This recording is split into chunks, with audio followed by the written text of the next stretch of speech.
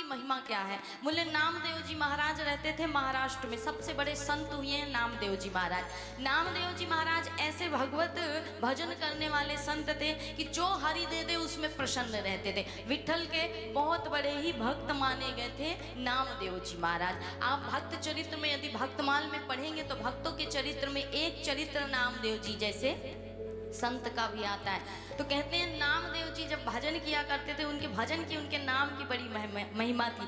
किसी से कभी कोई दान, कोई भी वस्तु नहीं लिया करते थे। कहते हैं एक बार एक सेठ नगर में था, उसने क्या किया? बोले महाराज अहंकार बस, अभिमान बस, उसके पास बहुत धन था, धन का अभिमान था, धन का अहंकार था। अपना तुला दान कराया, अर्थात अपने आप को एक पलड़े पर बिठाया और दूसरे स्वर्ण आभूषण थे उनको रख दिया। अपने आप का तुला दान किया। तुला दान करने के बाद जो स्वर्ण आभूषण थे उनको ब्राह्मणों में दान कर दिया, लोगों में दान कर दिया। अब दान करने के बाद उस सेठ ने पूछा कि क्या कोई व्यक्ति रह गया है जिसको दान न मिला हो? तो उनके लोगों ने कहा महाराज एक ही व्यक्ति रह गया, संत नामदेव जी, जिनको स्वर्ण की प्राप्ति नहीं हुई है। बोले नामदेव जी को बुला करके लाओ, उनको स्वर्ण की प्राप्ति करा देते हैं, दान कर देते हैं। अब जब उनके लोग गए, सैनिक गए बुलाने के लिए। अब सेठ जी हैं महाराज, तो आजकल लोग बॉडीगार्ड रखते हैं, पहले के सेठ सैनिक रखते थे, द्वारपाल रखते थे। सबकी अपनी अपनी अवधि है, समय है, परिस्थिति है, युग के अनुसार बदलाव आता है, समय के अनुसार बदलाव आता है। तो महाराज के भी ऐसे ही द्वारपाल थे, 2-4 सैनिक थे। दौड़े दौड़े नामदेव जी के पास गए और कहा महाराज हमारे सेठ जी ने बुलाया, तुला दान किया, तो आपको उस तुला दान से कुछ आभूषण स्वर्ण दान करना चाहते हैं। नामदेव जी कहते हैं कि हम किसी से नहीं लेते हैं, क्योंकि दाता एक राम, भिखारी सारी दुनिया, नाम एक औषधि, दुखारी सारी दुनिया। इसलिए संसार में एक ही हमारा दाता है और वो राम है। उसके आगे हाथ हम फैलाते हैं, बाकी हम किसी के आगे हाथ नहीं फैलाते और किसी से दान नहीं लेते हैं। सैनिकों ने कहा महाराज ठीक है, आपकी जो आदेश, आपकी जो सूचना जा करके बता देंगे। सेठ जी को जा करके बता दिया। अब सेठ जी ने कहा कि फिर से जाओ, एक बार याचना करो, शायद मान जाए। 2 बार गए, 3 बार गए, नामदेव जी नहीं माने। तब सेठ जी स्वयं आए और निवेदन किया कि चलिए, मैंने इतनी मेहनत से अपना तुला दान कराया है, तो जो स्वर्ण आभूषण है उसे मैं को दान करना चाहता हूँ। कहते हैं नामदेव जी ने सोचा कि बड़ा अभिमानी व्यक्ति है, बताओ 1 बार में 2 बार में नहीं। चढ़ी हुई एक तुलसी दल थी, एक तुलसी का पत्र था।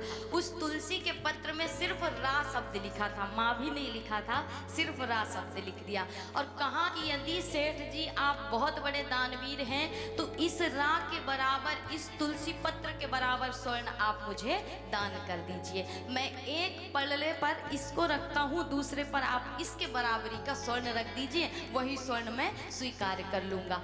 अब महाराज ऐसा हुआ कि सेठ जी अहंकारी, अभिमानी, उन्होंने कहा बताइए, मांग भी रहे हैं तो आप इस तुलसी के पत्र में इतने छोटे से वजन का स्वर्ण मांग रहे हैं, इसका क्या करेंगे? बोले आपको देना है तो दीजिए, नहीं तो हम जा रहे हैं। सेठ जी ने कहा चलिए ठीक है, कम से कम ले तो रहे हैं। उस कहते हैं तुलसी के दल को एक पलड़े पर रखा और दूसरे पर उसी के बराबर स्वर्ण रखा, लेकिन महाराज वो पलड़ा ऊपर उठता ही नहीं है।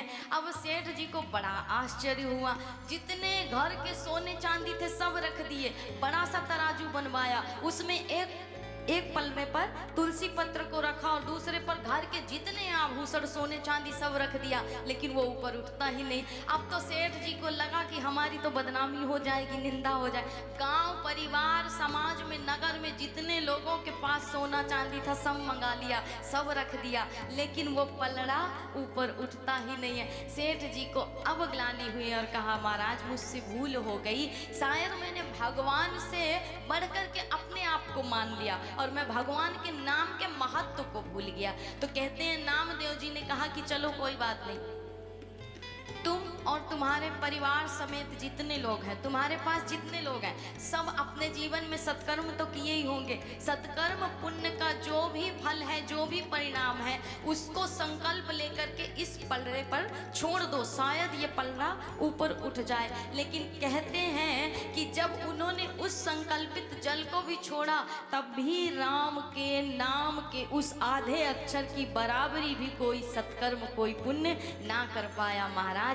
इसलिए इसलिए भगवान के नाम की इतनी महिमा है कि एक बार कोई रा शब्द भी ले लेना तो कहते हैं भगवान स्वयं उसके पीछे पीछे चलते हैं और भगवान स्वयं उसके पीछे चलते हैं। सामने शिव जी त्रिशूल लेकर के चलते हैं, एक और इंद्र एक और वरुण उस जीव की सेवा करते हैं। इसलिए राम नाम की महिमा अनंत है।